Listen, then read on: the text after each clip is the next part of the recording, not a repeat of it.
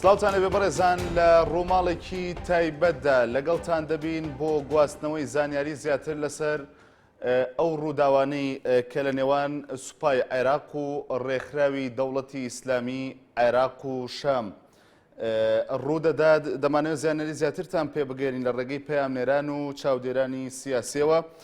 بەڵێ بەڕێزان، وەزارەتی پێشمەرگە ڕایگەیان لە کۆتایی ساڵی 2012ەوە پێشبینی ئەم هەلومەرجەیان کردووە و دڵنیاییش دەداتە وڵاتیانی هەرێم و ناوچە کێشە لەسەرەکان کە پێشمەرگە لە توانایدا بیان پارێزێت بە بۆنەی هێرشەکانی داعشەوە و تێکچوونی ڕەوشی ئەمنی ناوچە کێشە لەسەرەکان. وەزارەتی پێشمەرگەی حکوومەتی هەرێمی کوردستان ڕاگەیەندراوێکی بڵاو کردوتەوە و تیایدا هاوڵاتیانی هەرێم و ناوچە کێشە لەسەرەکان دڵنیا دەکاتەوە لەوەی کە هێزی پێشمەرگە بە هاوکاری هێزەکانی تری پاراستنی هەرێم ماڵ و گیانی هاوڵاتیان و دام و دەستگا حکوومیەکان دەپارێزێت. ڕاشی گەیاندوە هێزەکانی پێشمەرگە ئامادەن بەهانای هاوڵاتیانەوە بچن لە هەر شوێنێک ئەهەڕەشەیان لەسەر بێت. لە بەشێکی تری ڕاگەیەندراوەکەدا وەزارەتی پێشمەرگە ڕایگەیاندووە ئەوان لە کۆتاییەکانی ساڵی 2012 و سەرەتاکانی 2013ەوە پێشبینی ئەم هەلومەرجەیان کردووە و بە پلانێکی تۆکمەوە خۆیان بۆ ئامادە کردووە. لە ڕاگەیەندراوەکەدا ئاماژە بەوەش درراوە لەو ماوەیەدا بە چەندین جار لایەنە پەیوەندیدارەکانی حکوومەتی عێراقیان ئەگەدار کردوتەوە لە زیادبوونی هەڕەشەی گروپە چەکدارەکان، بەڵام لایەنی عێراقی گوێیان نەداوەتێ و زۆر جاریش بە گومانەوە سەیری سەرنجەکانی ئەوانیان کردووە. بەڵێ بەڕێزان، ئێستاش ڕاستەوخۆ لە شاری هەولێرەوە ئەسیل نوجەیفی پارێزگاری نینەوە کۆنفرانسێکی ڕۆژنامەنووسی هەیە و ئێمەش بۆتان دەگوێزینەوە. هذه الأجهزة الأمنية 4 فرق عسكرية كانت متواجدة في مدينة الموصل، وأكبر قادة الجيش العراقي كانوا موجودين هناك. أعطونا معلومات غير دقيقة عن صلابة موقفهم وعن إمكانياتهم قبل ساعات أو ساعة واحدة من ركوبهم الطائرة وفرارهم من مقر قيادة عملياتهم تاركين أسلحتهم. هذا الوضع تسبب بانهيار للمنظومة الأمنية كاملة في مدينة الموصل. دخلت بعض المجاميع من داعش، ولكن هناك أيضا مجاميع أخرى تحركت في داخل مدينة الموصل. كل الرافضين أو غير المقتنعين بالوضع، سواء من كان من داعش أو من كان من غيرهم، تحرك في هذا اليوم، مما أحدث خللا أمنيا كبيرا وانهيار في منظومة الدولة. في هذه الأيام وفي هذه المحنة نحن نحتاج إلى أن يكون هناك بدء لعمل جديد لبناء منظومة أمنية تعتمد على أهالي محافظة نينوى، تستطيع أن تدافع عن مدينتها وتستطيع أن تحمي مدينتها من كل الغرباء، وهذا ما لم يكن موجودا في ذلك الوقت. الآن نحن بدأنا بخطوات عملية جديدة نسعى فيها إلى إعادة بناء منظومة الدولة في محافظة نينوى من خلال تحريك الناس في لجان شعبية تقوم باستعادة المدينة والتعاون مع كل أهالي المدينة الموجودين هناك. هدفنا هو إخراج داعش، إخراج الجماعات الإرهابية حصرا، ونحن نعرف كيف نميز بين الإرهابيين وغيرهم، وليس كغيرنا الذي يتهم مجتمع بأكمله بأنه إرهابي. نحن نعرف أن عدونا هو الإرهاب لوحده، وليس الآخرين الذين قد لا يكون لديهم بعض الاضطرابات أو بعض الرفض. من الجهة الأخرى لدينا أعمال تتعلق بالإغاثة الإنسانية واللقاء مع منظمات إغاثية دولية وإقليمية، نحاول أن نخفف الضرر عن أولئك النازحين الذين هم الآن بعشرات الآلاف من مدينة الموصل نحو إقليم كردستان. والمحور الثالث الذي نسعى إليه هو إعادة الخدمية في داخل مدينة الموصل. لابد أن يعود الموظفين إلى أعمالهم.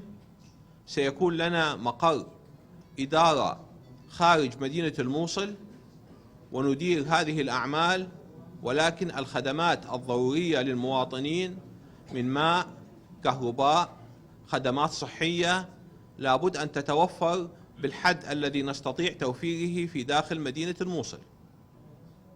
وأعتقد أن مدينة الموصل قادرة على استعادة نفسها وطرد كل الغرباء عنها، وبالتأكيد لدينا العديد من الأصدقاء الذين يساعدوننا ويقفون معنا أثناء المحن وقفة أخوية نبني معهم مستقبل جديد في هذه المنطقة.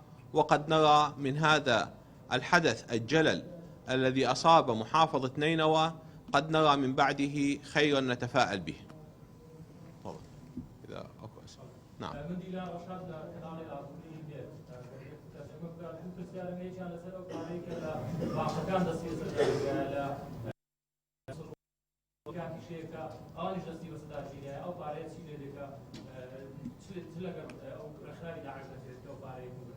بس ترجع.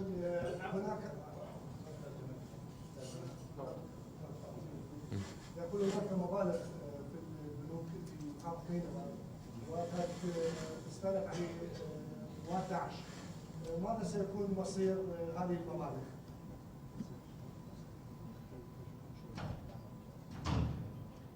وهناك شركات ايضا قد استولت عليها داعش. ما مصير يعني هذه المبالغ وهذه الشركات التي كانت تعمل في نينوى؟ من المؤكد أن هناك ضرر كبير أصاب العديد من الشركات ومن دوائر الدولة واستيلاء لمبالغ مالية. هذا الأمر يجب أن يتم التعامل معه من قبل البنك المركزي مباشرة وليس من قبلنا. الأمور المالية هي تابعة للبنك المركزي العراقي، ونحن سنحاول قدر الإمكان استعادة ما يمكن استعادته، ولكن من المؤكد أن بعض هذه الأموال قد ذهبت إلى أيدي الإرهابيين نتيجة لهذا العمل. ليس لي علم بالمبلغ الموجود بالبنك المركزي. من المعروف أن البنك المركزي مرتبط بالبنك المركزي في بغداد ويتعامل معه من هناك.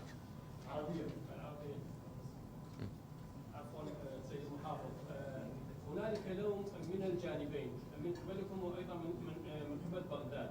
ما هو الذي يجري في الواقع؟ هل لديكم اتصالات؟ هل اتصلتم مع الجانب العراقي؟ هل تنوون الرجوع الى الموصل؟ هل لديكم تامين من قوات البيشمركه؟ هل اتفقتم؟ يعني نريد تفاصيل ماذا الذي يجري في الارض وكيف تنون وما هو الخطه للرجوع الى الموصل الى نينوى؟ بالتأكيد كان لدينا اتصالات مع بغداد خلال هذه الفترة، ولكن من المؤسف أن أقول بأن بغداد وبالأخص السيد رئيس الوزراء كان يستمع إلى قول وتقارير ضباطه العسكريين أكثر من الاستماع إلى أي جهة أخرى. كنا نقول لهم ونتصل مع وزير الداخلية مع مكتب القائد العام نقول لهم بأن كل المعلومات التي لديكم هي معلومات خاطئة، التقارير التي تأتيكم تقارير مشوهة، حتى في موضوع الاتهام بالإرهاب وغيره هذه تقارير مشبوهة لا يمكن الاعتماد عليها. ولكن مع الأسف كان هناك قناعة كاملة من قبل السيد رئيس الوزراء بأن تقارير ومعلومات ضباطه هي التقارير الصحيحة والنهائية. حتى في الأيام الأخيرة قبل الانهيار الأمني الذي حدث كان لدينا اتصالات مع بغداد، وكانت الاتصالات تدور أيضا مع إقليم كردستان. هل سيكون هناك تعاون من قبل الإقليم في هذا الموضوع؟ إقليم كردستان أوضح بصراحة بأن هناك اتفاقية أمنية موقعة بين الحكومة العراقية وإقليم كردستان في هذا الموضوع، وهو يحتاج إلى الغطاء القانوني أو الموافقة الرسمية من قبل رئيس الوزراء لكي يمضي في هذا الموضوع. موافقة رئيس الوزراء لم تأتي على مدى 3 أيام متتالية. عندما اتصلت مع بعض القيادات علمت بأن الكثير من هؤلاء القيادات يخشون أن يطرحوا الموضوع على رئيس الوزراء، يخشون حتى أن يعلموه بحقيقة الوضع أو بوجود خلل كبير يستحق تدخل جهة أخرى، لأنهم قد أرسلوا إليه قبل أيام معلومات مختلفة جدا تشير إلى صلابة موقفهم وإلى قدرتهم على التصدي لهذا الهجوم.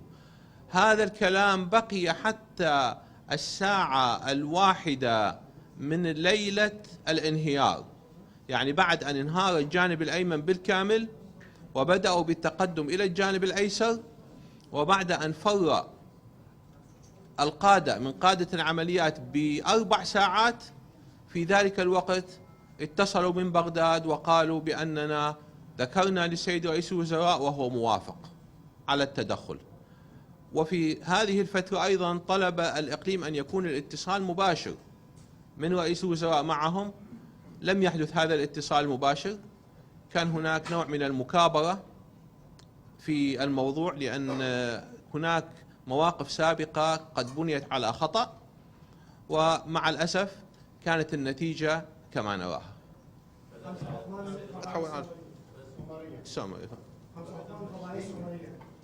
استاذ مجدي، نحن كنا على علم الدرايه قبل الدخول الى محافظه الموصل، كان هناك قيادة عمليات رئيسة قنبر وميدان انه هناك عمليات مسيطره ولا يعني خطر على محافظه نينوى. ما رايناه انه مصير هؤلاء لحد الان مجهول. ما هي الاتخاذات اللي ستتخذها الحكومه في بغداد ومحافظه نينوى حول القيادات اللي عملت في نينوى؟ أنا طلبت تقديم كل القيادات التي كانت في قيادة عمليات نينوى في ذلك اليوم تدير هذه العمليات، من الفريق الأول ركن عبود قنبر، والفريق أول الركن علي غيدان، والفريق ركن مهدي الغراوي، وقائد الشرطة الاتحادية فريق محسن، وكثيرين بعضهم أجهل أسماءهم حتى كانوا مجتمعين يديرون العمليات في قيادة عمليات الموصل. أنا أطلب تقديمهم إلى محكمة عسكرية لإيضاح التقارير الخاطئة التي كانوا يقدمونها، ولسبب انهيارهم وفرارهم فجأة دون أن يبينوا أي شيء. قبل ساعة من فرارهم من المنطقة وكنت أنا معهم في تلك الساعة، طلبت منهم أن يعطونا تسليح نحن لأهالي الموصل نستطيع به أن نحمي أنفسنا. قالوا بأنهم سيضطرون إلى طلب تسليح جديد من بغداد حتى يقدموه لنا، مع العلم بعد ساعة واحدة تركوا مدرعاتهم وتركوا سياراتهم المصفحة والهمرات العسكرية وناقلات أشخاص مصفحة وعدد كبير من الأسلحة، تركوها في الموقع وفروا منها. فأنا أطلب تقديمهم للمحكمة العسكرية. هناك بعض المواضيع الإعلامية أو هناك بعض التقارير في الإعلاميين يقولون أن سيادة المحافظ هو أمر بنفسه على تسليم القوات العسكرية في الموصل حتى أن يسلموا داعش المحافظة الموصل. ما هو ردك على هذه التقارير التي ينشر فيها قناة تلفزيون؟ يعني نحن على مدى 5 سنين من تشكلت قيادة العمليات، هل هناك في العراق قيادة عمليات تستمع إلى أوامر المحافظ أو إلى توجيهات المحافظ؟ قيادة العمليات لم تكن تقبل حتى أن تطلعنا على الخطة الأمنية التي لديها. وخلال اليومين الأخيرين كان هناك تواصل مكثف مع قيادة العمليات، كنا نطلب منهم فقط أن يعلمونا ماذا يريدون أن يفعلوا. قالوا لدينا خطة محكمة فقط، أكثر من هذا الكلام لم نكن نستطيع الحصول عليه. فهذا الكلام الحقيقة لا أساس له من الصحة، لأن هو معلوم أن قيادة عمليات في كل العراق تأتمر فقط بأمر القائد العام للقوات المسلحة، ولم تكن تتعاون مع السلطة المدنية. وأنا أقول أن انهيار قيادة عمليات نينوى هو مؤشر على انهيار المنظومة التي اعتمد عليها السيد نور المالكي، والتي هي خارج السياقات الدستورية، بإنشاء قيادة عمليات ليس لها موقع ضمن هيكلية الدولة. لو أنهم يعودون إلى هيكلية الدولة وتكون الإدارة والقيادة بيد السلطة المحلية، بيد المحافظ، ويعالج الأمور معالجة عسكرية وسياسية في نفس الوقت، لما وصلوا إلى هذا الحد. صباح الخير، هيبار الرحمن من تلفزيون وار. سيادة المحافظ هناك من يتهم الحكومة بالتهاون والتساهل في رد داعش، حتى ان الاسلحه التي صدرت لدى داعش حاليا هناك معلومات استخباراتية في دير الزور، في مناطق دير الزور في سوريا.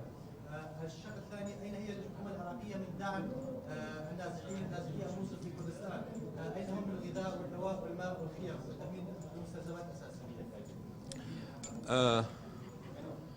الحقيقة من الحكومة لحد الآن فقط وزارة الهجرة والمهجرين كان لها تواصل، لم يصل دعم حقيقي، ولكن كان لها تواصل واستعداد لأن يكون هناك تعاون. أما الدعم الحقيقي فنقول بأنه موجه بالأساس الآن من إقليم كردستان أكثر الدعم. الأتراك أيضا كان لهم موقف جيد. اتصل يوم أمس السيد رئيس الوزراء التركي رجب طيب أردوغان بأستاذ أسامة النجيفي، وأبلغه باستعداد تركيا أيضا لتقديم دعم إنساني كبير في هذه المنطقة، وسيتم التنسيق فيه أيضا من خلال إقليم كردستان. اليو إن أيضا كان لها موقف جيد واستعجال في تقديم هذا الدعم، وأعتقد أن هؤلاء قد تقدموا على دعم الرسمي من بغداد. سيادة المحافظ، هناك حديث عن إمكانيات هائلة لقوات داعش. السؤال الأول طبعا، هل تتهمون دولة معينة أو جهات دولية وراء ما حدث في الموصل؟ السؤال الثاني هو تساؤلات الشارع لم يجب عنها أي أحد. ما الذي جرى في الموصل ولماذا هذا الانهيار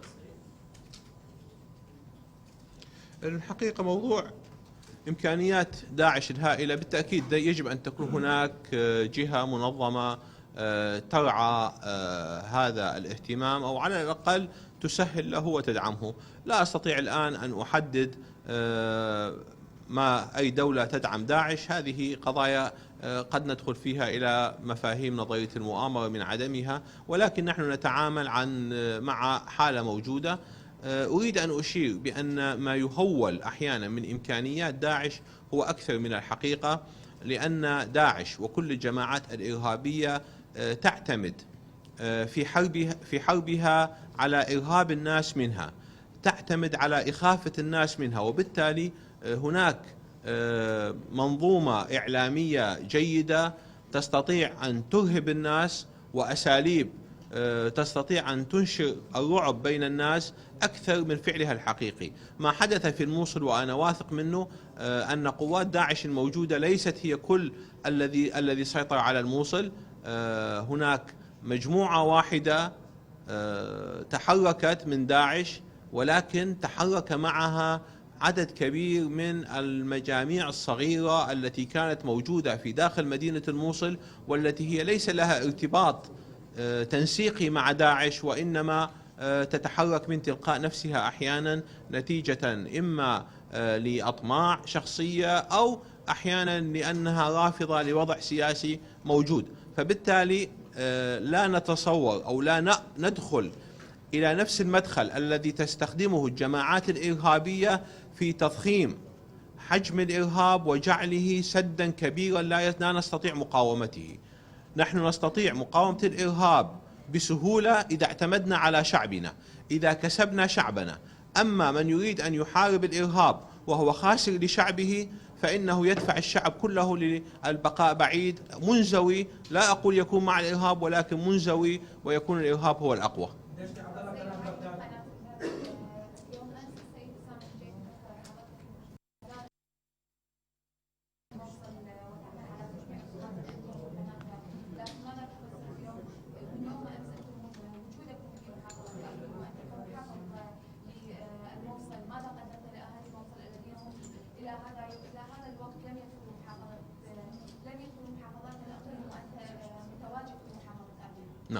أنا كنت في الموصل أو في أطراف الموصل، لنكن دقيقين، ليس في داخل مدينة الموصل وإنما في أطراف مدينة الموصل يوم أمس، ووصلت الإقليم يعني بعد عصر الأمس قبل المغرب.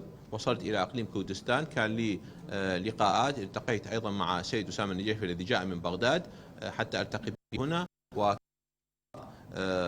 هذا اليوم مع السيد نتشيفان برزاني رئيس وزراء إقليم كردستان، ولقاء أيضا مع بعض المنظمات الإغاثية، وأعود إن شاء الله غدا إلى مكاني. فبالتأكيد نحن عندما نكون في مثل هذا الظرف لابد أن نتحرك في أماكن مختلفة، لأننا لم نعد نمتلك مثل ما كنا سابقا آليات العمل، والدولة ووسائل الإعلام في الموصل لا نستطيع أن نصل إلى الناس من خلال إذا كنا مختبئين في بيت صغير في أطراف الموصل، لابد أن يكون لنا حركة.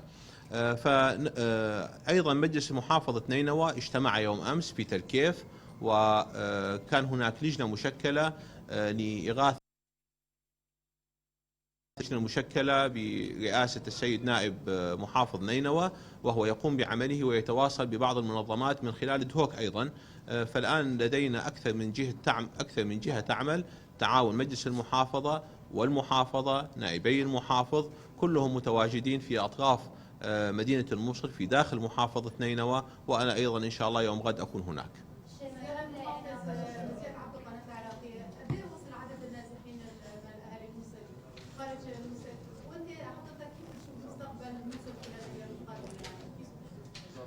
عدد النازحين الآن يعني ليس لدينا إحصائية دقيقة لحد الآن، ولكن عدد النازحين هم بعشرات الآلاف الموجودين. الحقيقة النزوح في البداية كان أكثر من هذا، كان خوف الناس كبير، نتيجة خوف الناس ليس فقط من وجود داعش وإنما من القصف.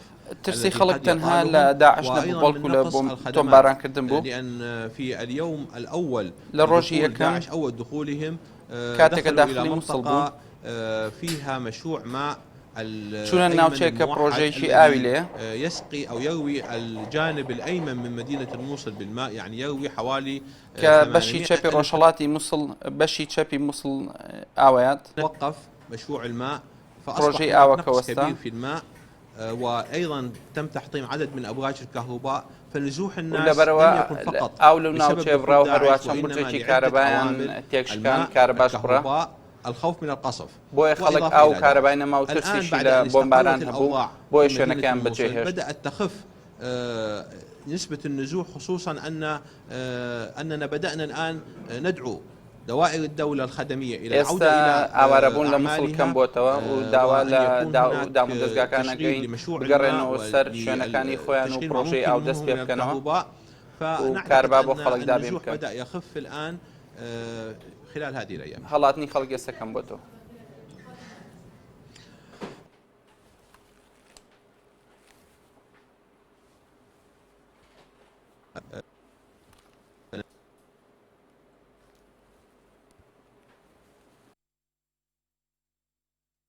تعدادها 3.5 ملايين من السكان، فبالتالي لا يمكن أن نقول بأن مجموعة من 500 أو من 1000 أو من 2000 سيستطيعون أن يحكموا مدينة بهذا الحجم، ولكن حدث كبير نتيجة صراحة نتيجة للتصرفات الخاطئة للقيادات الأمنية الموجودة في الموصل. أوي كرويا بهوي شن كردويشي خرابي نعم سولاني شن بالبرسالة أمني بولشاري مصر الحياة الطبيعية فيها خلال فترة قصيرة. وحياة بوم شاركة قرينو لما ما ويكي كورت.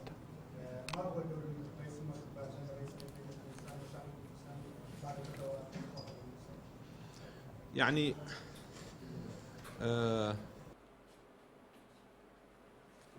بأن تصرف السيد مسعود البرزاني والسيد نتشيفان برزاني ومن معهم من الكادر القريب منهم كان تصرفا قويا حقيقيا منذ الساعات الأولى لبدء العمل. خلال تلك الأيام قد يكون اتصالات فقط للإطمئنان على الأوضاع پەیوەندیەکانمان لەگەڵەوانە تەنها بۆ دڵنیابوون بوو لە وەضعی شارەکە. وكنا نشعر بأن هذا الاتصال هو اتصال أخوي بدافع حميمي وليس اتصال رسمي. پێمان وا بوو ئەو پەیوەندیانە تەنها پەیوەندێکی برایانەوە بۆ دڵنیابوون بوو لە بارودۆخەکە. يجب علينا أن يكون لنا منظومات جديدة نفكر بها في المستقبل. يجب أن نتعاون أمنيا، نتعاون پێویستە لە داهاتوە چەند دامەزراوەیەکی هاوبەشمان هەبێ هەروەها لەسەر دۆخی ئەمنی هەروەها بازرگانی لدينا هەماهەنگیمان هەبێت. علينا الجغرافيا وتاريخنا. ئێمە پەیوەندیەکمان هەیە کە جغرافیا و مێژومان پێکەوە بەستون و بڕیار لەسەرداوی.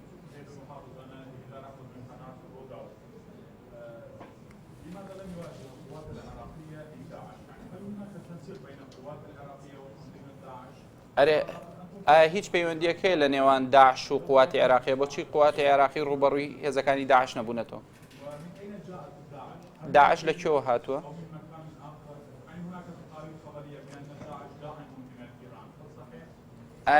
داعش لەلایەن ئێرانەوە هاوکاریەکرێ؟ ئەمە ڕاستە؟ موضوع مجيء داعش هو الخط الإمداد مالهم يأتي عن طريق البادية عن طريق سوريا. فخطوط الإمداد التي هاوکاریکردنی داعش لە ڕێگەی سووریاوە في أقصى الجزيرة، وهروها لجزيرة القوات الأمنية الموجودة في العراق أن تقصف هذه المعسكرات، أن تتعامل مع هذه المعسكرات بدل أن تسحب داعش إلى داخل المدن لتحاربها.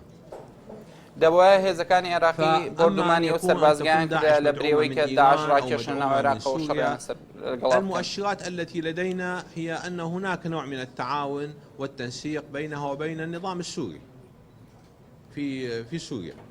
لكن أو ئاماژانەی ئەوە دەرەخەن کە لەوان داعش و نظامی سووریا هاوکاریکردنەکە. أما مع النظام السوري فلدينا تقارير تصلنا بأن هناك تسهيل أحيانا لعبور. وهروها ئاسانکاری هەیە لەلایەن نظامی سووریەوە بۆ هێزەکانی داعش کە بێنە ناو عێراقەوە. أما في موضوع كيف تتعامل معها هیچ هاوکاریەکێ لە بینی داعش و قوات عێراقیە؟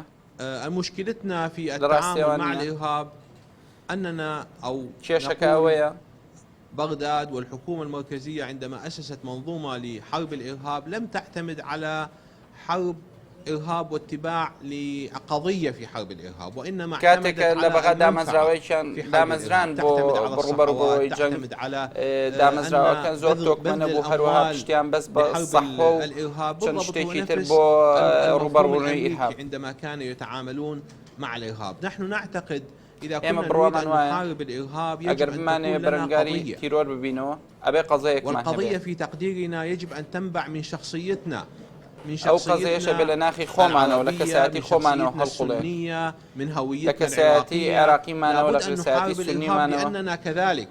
أبي برنجاري إرهاب بينو كبوشوين من أجل الغير أو أجر برنجاري تيرور بينو لبريش تيجي تريان لبر بارا أو برنجار بينو تيرور نية أو الجيش العراقي دام مزراوي عراقيان سباي عراقي هيج برواكي جنگاوري نبو. أسمعها دائما من القادة العسكريين أن بعض القادة إذا كان لديهم شجاعة لا يستطيع أن يقاتل إلا هو وحمايته الشخصية، أما بقية الفوج فينسحب بعيدا.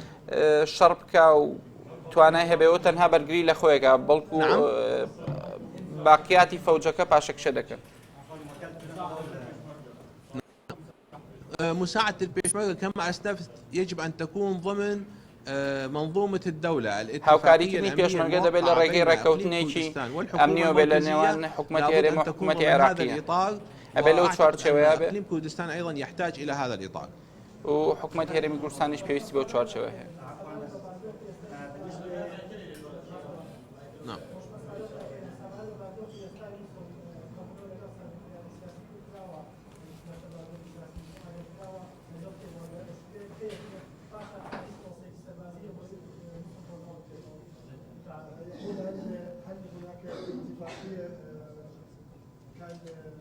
مع القيادات الكردية إذا حصلت هناك أي اتفاقيات أو اجتماعات مع القيادات الكردية مع من؟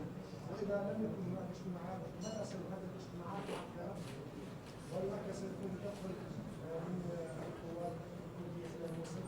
اليوم أنا قلت كان لدينا اجتماع أمرو صباح كوبونو هذا يكمان اليوم هبو مع بياني أمرو السيد نتشيفان بارزاني لقل برز نتشيفان بارزاني والتواصل مع القيادات الكردية مستمر وبيوان في دي هذا بردوام من الموضوع. هي لقل أما سركرياتي موضوع كردية تدخل البيشمركة فهو بلام أمر تدخلي يحتاج بيشمركة إلى أو بيويستي با اتفاق أو إطار أعلى بين بيويستي بركوتني جيان الحكومة شوارچەوەیەکی المركزية بين باڵاتر السيد نوري هەیە مالكي لە والسيد نێوان مسعود البارزاني. بەڕێز نوری مالیکی و بەڕێز مەسعود بارزاني.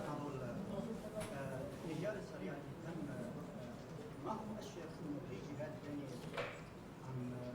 مع داعش ما يسمى بكبار العشائر او ابناء العشائر اللي هي متعاونه مع هذه العمليه الاسرائيليه. النقطه الثانيه شو حجم داعش حتى يتمكن في 24 ساعه يسيطر على السؤال الثاني. السؤال الثاني حول تشكيل الحكومه الجديده.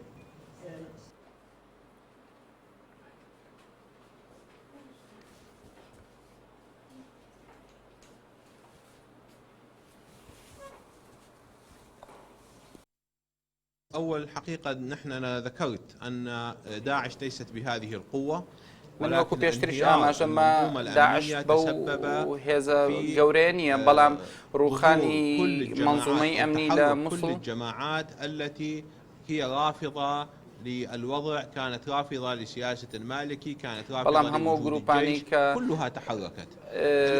دژی سیاسەتەکانی مالکی بوون دژی جێش بوون هەمووی جوڵەی تێکەوە لەو کاتە. داعش الحقيقيين هم أعداء لنا، لن نقبل التفاهم داعش معهم، كان لن نقبل دجمني إلا أن نطردهم قوري من يمنو. مدينة الموصل. أما بقية الأطراف التي تحركت خلال هذه الأيام يجب أن بەڵام نتعامل هەموو معها ئەو بأسلوب آخر. ڕێکخراوانەی تر کە لەم ڕۆژانەیە جوڵیان تێکەوتووە گەوریتم کە دژی سیاسەتی هي مالکی من أبناء الموصل، يجب أن تبقى تؤيد الموصل وأن ئەوانە لا لە تنجرف ڕۆڵەی مووسڵ مع دەبێت أمثال بەرگری لە مووسڵ داعش بکەن. وغيرهم، وأن لا يجعلوا من حقدهم أو من نابێ ئەو ظلمهم حەقی ئەو حەقدەی هەیەە ئەو دژمنکاریانەی هەیەە بۆ سیاسەتی مالکی یان بۆ بارودۆخێکی دیاری کراو دژی شارەکەیان بوەستنەوە. موضوع تشكيل الحكومة من المؤكد دەربارەی پێکێنانی حکومەت مدينة الموصل ومحافظة نينوى کەوتنی پارێزگاری مووسڵ یان نەیەوە كثيرا سيجعل وضعهم ليس بتلك القوة، و ئەبێتە هۆی کە سوونەکان لەو هێزە لم نەمێنەوە. يقف عند الموصل بل الآن في تكريت وفي بيجي ئێستا لە تکریت و لە بێجی لە شنگار لە کەرکووک وعملية الانهيار هي مستمرة، و وبالتالي کەوتنی ئەو شوێنانە بەردەوامە. القيادات الشيعية أكثر من سەرکردە شیعەکان زیاتر لە سونیەکان إعادة النظر بهذا الوضع، پێویستە زیاتر ڕەتچاوی ليس وضع انهيار الموصل فقط، وضع ئەو بارودۆخە يشير بکەن. إلى انهيار المنظومة الأمنية في العراق. بارودۆخەکە بەرەو ئەوڕوا کە منظومەی ئەمنی منظومەی ئاسایش لە عێراقا بەرەو ڕووخان بڕوات. من کەس تۆمەتبار ناکەم، لا أتهم مكون، أتهم سياسة فاشلة في إدارة بەڵام سیاسەتێکی فاشی لە عێراقا تۆمەتبارەکەم.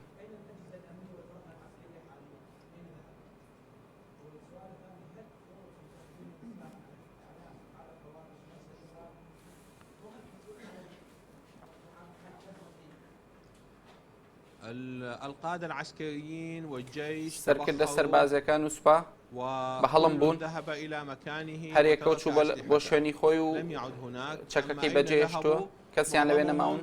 جاء إلى الإقليم هەنێکیان هاتوون بۆ هەرێمی کوردستان. سلموا أنفسهم گەورە سەرکردەکانیش خۆیان تەسلیمی هێزەکانی ئاسایش کردووە. لەوێشەوە گەڕاونەتەوە بۆ هەولێر، لەوێشەوە بۆ بەغداد و هەنێکیان تاسە لە هەولێر ماون. متحدون هل أنها تدعم حالة الطوارئ؟ لا بالتأكيد. ئایا کوتلەی متحدون پاڵپشتی لە حەڵی تەوارەکە لە عێراقا بارینە ئاسایی؟ نەخێر، بارینە ئاسایی زۆر کاریگەری خراپێنەوێت لەسەر عێراق و ترسناکە، بەڵام ئەو چێ کە بارینە ئاسایی جێبەجێەکە. القيادات العسكرية الموجودة هي التي ستقوم بتنفيذ حالة الطوارئ. ئایا ئەو سەرکردە سەربازیانەی کە ئێستا هەن ئەوان بارینە ئاسایی جێبەجێەکەن؟ لابد أن يكون هذا الشخص مؤهلا. ئەگەر بارینە ئاسایی بۆ کەسێک بێ کە کەسێک سەرپەرشتی بکات بێ و کەسێک توانا و لێهاتووی هەبێ، بەڵام ئەگەر کەسە بێ کە پێش چەند کات ژمێرێ فشلی خۆی ئیسپات کردبێ بەڵام ئەو قبول کراو نییە. السياسيين الموجودين في بغداد سيكون هناك اجتماع للقيادات السياسية في بغداد. کۆبوونەوەیەک لە نێوان سەرکردە سیاسەکانە بێ لە بەغداد لە نێوان متحیدون و مەجلیسی ئالا ئەنجومەنی وەڵا هەروەها سەرۆک وەزیران لەو کۆبوونەوەیە بەشدار دەبێت. رئيس الوزراء لمناقشة هذه الأوضاع، وأعتقد أن هذا الاجتماع أيضا سيكون مناقشة صريحة. ئەو کۆبوونەوە یەکەم کۆبوونەوە بێ هێزە سیاسەکان و نووری مالیکی تۆکو سەرۆکوەزیران تێ بەردەوام بێ کۆبوونەوەیکی جدیە بێ و مەجالی مجاملاتی تیان نابێت لەسەر بارودۆخەکە.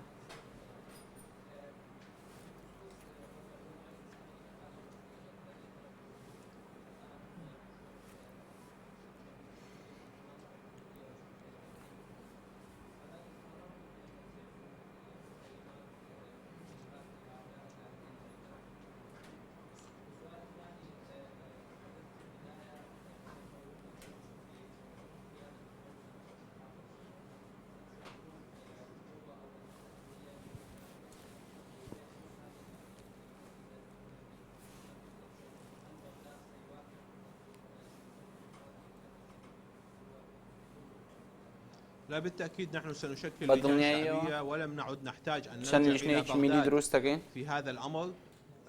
الجيش والمنظومة الأمنية التي أصبحت مدينة الموصل يمكن أن نرجع مرة أخرى موصلي تسليم كرد ناتو ئەنجارێکی تر بگەڕێنەوە پێیان بڵێن وەرن هەوڵێکی فاشلانەی تر برن. لەبەرەوە پێویستە بێ دامەزراوەیەکی ئاسایشی خۆمان هەبێت. ئەگەر چاوەڕێ و کەسانە بکەین لە دامەزراوەی ئەمنیەکان فاشیلەکان ئەو سەرکردەی ئۆپراسیۆنەکان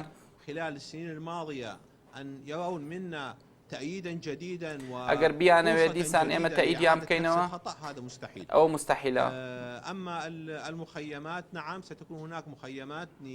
بەڵام خێوەتگەکان بەدڵنیایەوە خێوەتگە بۆ ئاوارەکان دەکەینەوە لە ناو سنووری پارێزگای مووسڵ لە هەرێمی کوردستانە، بەڵام لەو ناوچانەی کە هێزەکانی پێشمەرگی لێ، بەڵام ئیدارەکردنی لەلایەن حکوومەتی لۆکاڵیان حکوومەتی ناوخۆی پارێزگای مووسڵەوە بێ.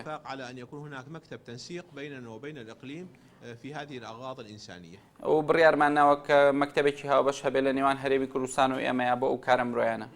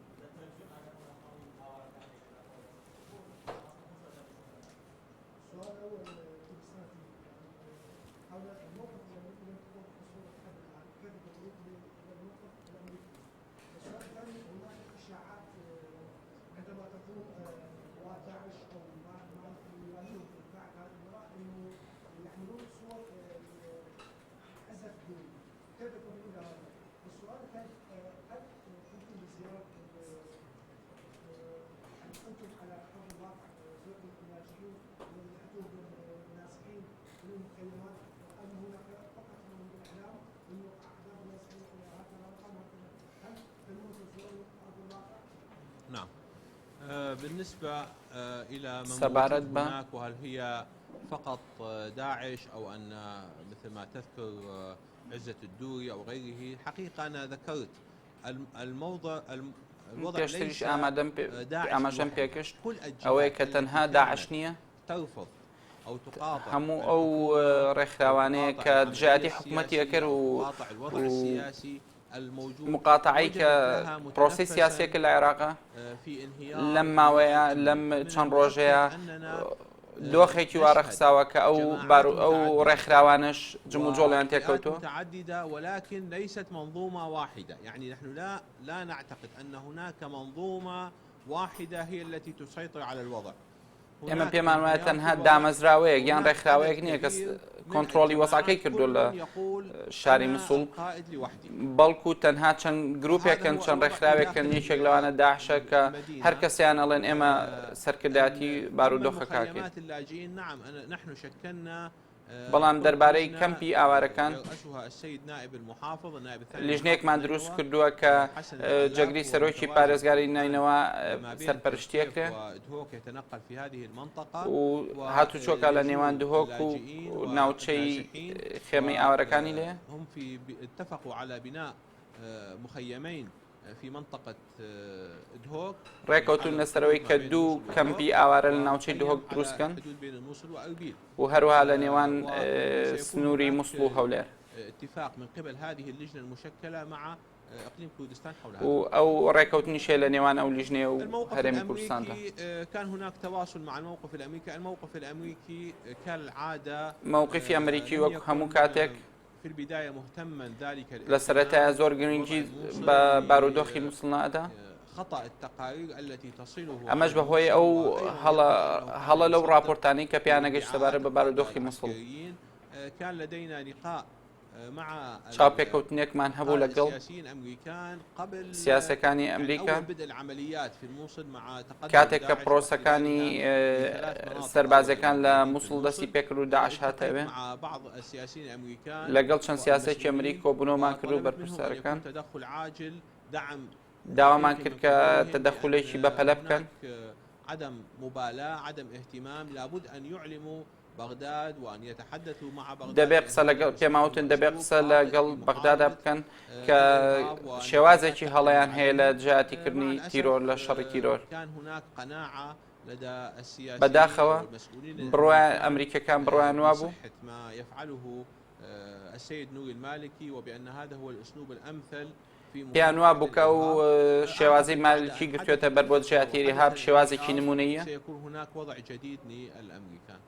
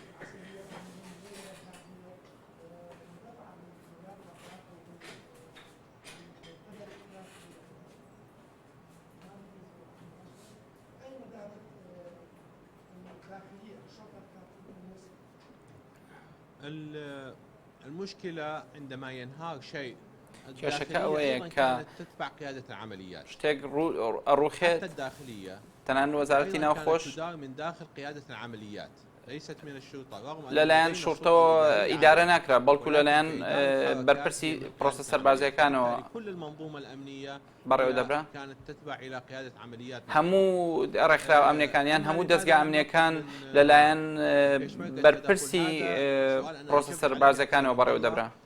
بين الإقليم لە نێوان هەرێمی کوردستان و بەغدادا ڕێکەوتنێکی ئەمنی هەیە.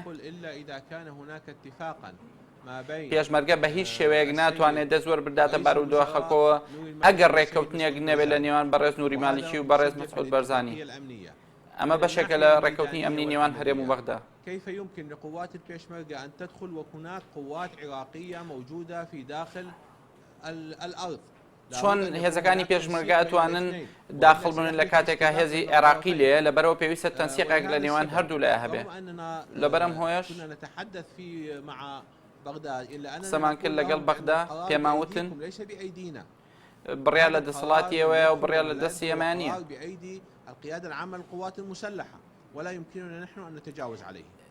پێمان وتن کە بڕیا لە دەستی سەرکردەی هێزە سەربازەکانە و لە دەستی ئێمە نییە. منەمەوە ڕوون بکەنەوە کە ئەوەی لە مووسڵ ڕوویدا زۆر لەوە گەورەترە، زۆر لە متحیدون گەورەترە، زۆر لە منیش گەورەترە و لە هەموو کێشەکانیش گەورەترە. ئەم شارە زۆر گەورەیە هذه أما المؤامرة التي حدثت بەڵام ئەو مؤامرەی کە بەرامبەر ئەو على شارەکراوە المدينة بأكملها على تاريخ كبير وليست على بەرامبەر هەموو شارەکەی بەرامبەر مێژووی شارەکەیە بەرامبەر قائیمەیە گیان بەرامبەر کەسێکی دیاریکراو نییە.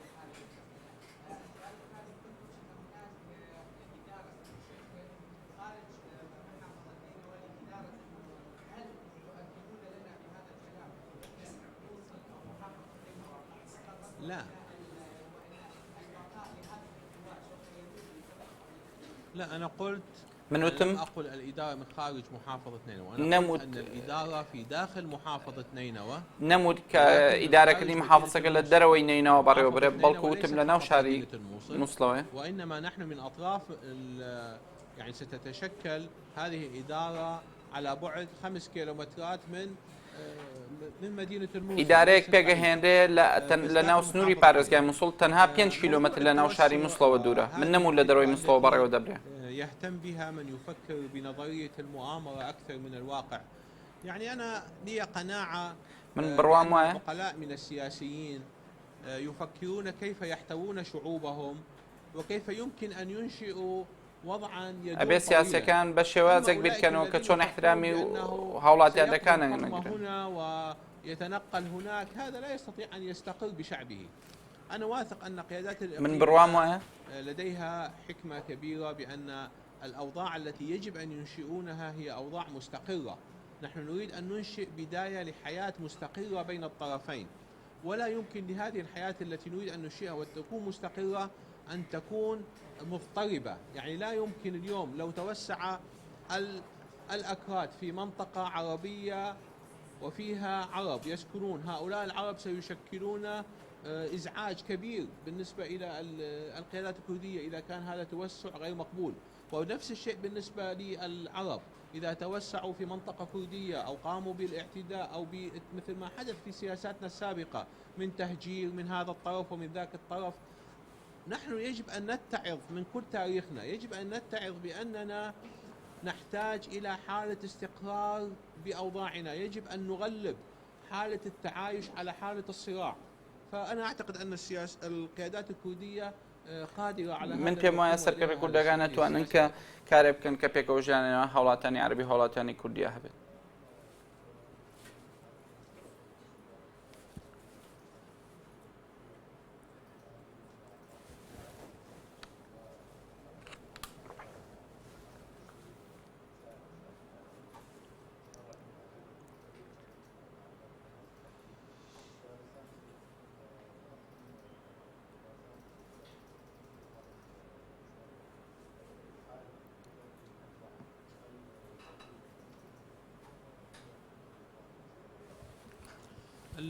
إن شاء الله لا نحتاج إلى هذا الحجم من التدخل. بالتأكيد تركيا هي بلد صديق وستدعمنا بما نحتاجه عند الحاجة من خلال ئەگەر پێویستیمان بە تورکیا بۆ ئەوا داوای لێەکەن تەسەوڕ ناکەم پێویست بگاتە بەوە و هەروە هەرێمی کوردستان داوامان لێکردوون کە هاوکاریمان بکەن. أساسا إلى أن يكون العمل الأساسي في داخل پێویستە کاری هاوبەش لە شاری مووسڵ بێ لە ڕێگەی لیژنە شعبەکانەوە و ئەو لیژنەی کە پێکەهێنرێت هەموو دەستەوەردەرانێکی دەرەوە لە پارێزگای مووسڵ ئەوە پشتیوانیەوە لەواکە کە ئێستا لە شارەکەی ڕۆیات نامانەوێت هیچ بەرکەوتنێک هەبێت لە نێوان ئەو کەسانەی لە دەرەوەین لەگەڵ هاوڵاتیانی شاری مووسڵ.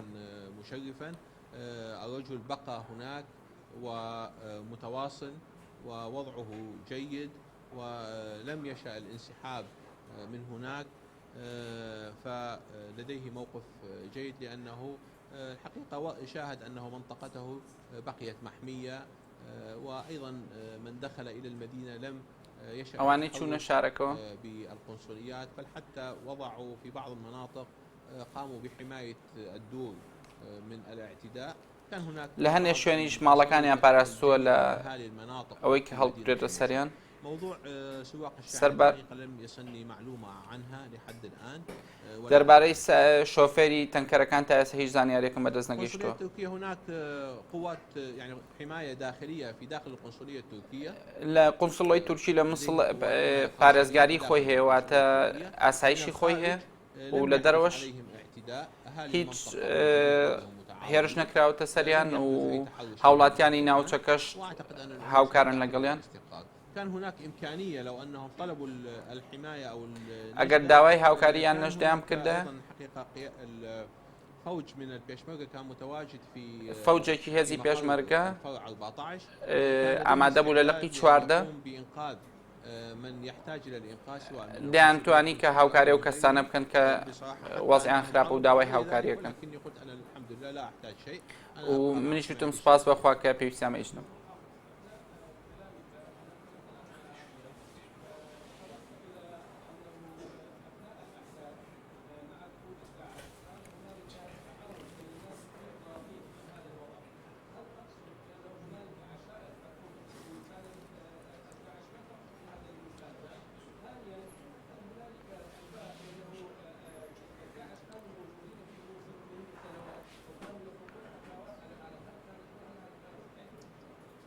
يعني أنا أرجع وأقول من جارێکی ترەڵێمەوە ليست بهذه الضخامة. کە ڕێکخراوە تیرۆریستەکان بەو شێوە گەورەیە نین. داعش حدث انهيار. ئەوەی کە ڕوویە داڕوخانێک بوو لە پارێزگای مووسڵ.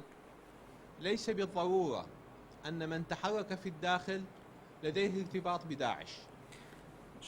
مەرج نییە ئەو کەسانەی کە لە ناو شاری مووسڵا جوڵیان تێکەوت و کارێکیان کردووە پەیوەندیان بە داعشەوە هەبێ. تا ئێستا لە پارێزگای مووسڵ هیچ سوپایەک نییە، هیچ هێزێکی ئەمنیەواتە ئەو کەسانەی کە ئەجوڵێن و کارێکەکەن هیچ کەسێک نییە دەستگیریان بکات. وإنما هناك جهات متعددة. چەند لایەنێکی جیاواز هەن. وبعضها آخرين لا علاقة هەنێکیان داعشن و هەنێکیان هیچ پەیوەندێکیان بە داعشەوە نییە. مع المدنيين من الذين خرجوا لحماية مناطقهم. هەنێکیان تێکەڵاو بوون لەگەڵ هاوڵاتیان مەدەنیەکان کە دەرچوون و پارێزگاری لە ناوچەکانی خۆیان بکەن. المشهد ليس بصورة داعش وأعداء داعش. تەنها ئەوە نییە کە داعش و دوژمنەکانی داعشن، بەڵکو وێنەکە بە شێوازێکی ترە. متعددة أكثر من زۆر جیاوازە لە یەکێک زیاترە. الذي يعرف وقت المقاومة السابق في العراق ئەوانەی کە مقاومەی پێشوو ئەزانن لە عێراق کاتی مقاومەی پێشوو أحيانا حتى تلك المجاميع التي هي عشرات هەموو گروپانەی کە لە دەکەس پێکاتون هەر گروپێکی بچووک و سەرکردەیەکی بچووکی هەیە یان کۆمەڵێکی بچووکێ هەموو کەسانە ئێستا ئەجوڵێن يعني وبعضهم عفوا بعضهم تحرك هەنێکیان جوڵیان تێکەوتووە هەنێکیان بە شێوازێکی بەرەو باشە جوڵیان تێکەوتوە هەنێکیان بە شێوازێکی خراپ بەرەو کارێکی خراپە.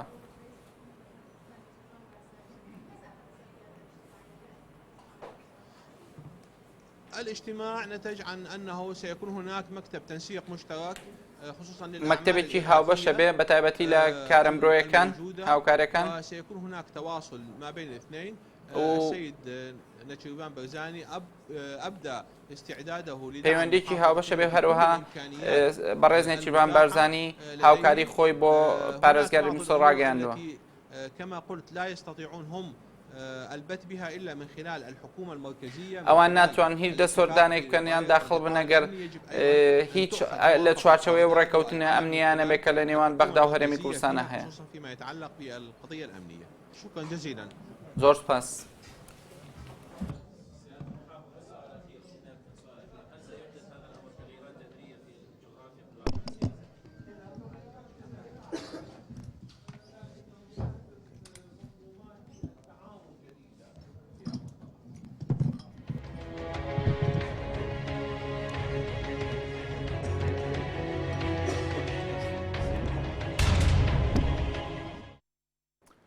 بەڵێ بەڕێزانەوەی بینەری بوون کۆنگرەی یاخود کۆنفرانسی ڕۆژنامەوانی ئەسیل نوجەیفی بوو سەبارەت بەو دۆخەی کە لە مووسڵ و دەوروبەری ڕوودەدا لە نێوان سوپای عێراق و هێزە چەکدارەکان یاخود گروپە چەکدارەکانی ڕێکخراوی دەوڵەتی ئیسلامی لە عێراق و شام ئەوەی بینیتانەمە ڕووماڵێکی تایبەت بوو هەر شاد بن.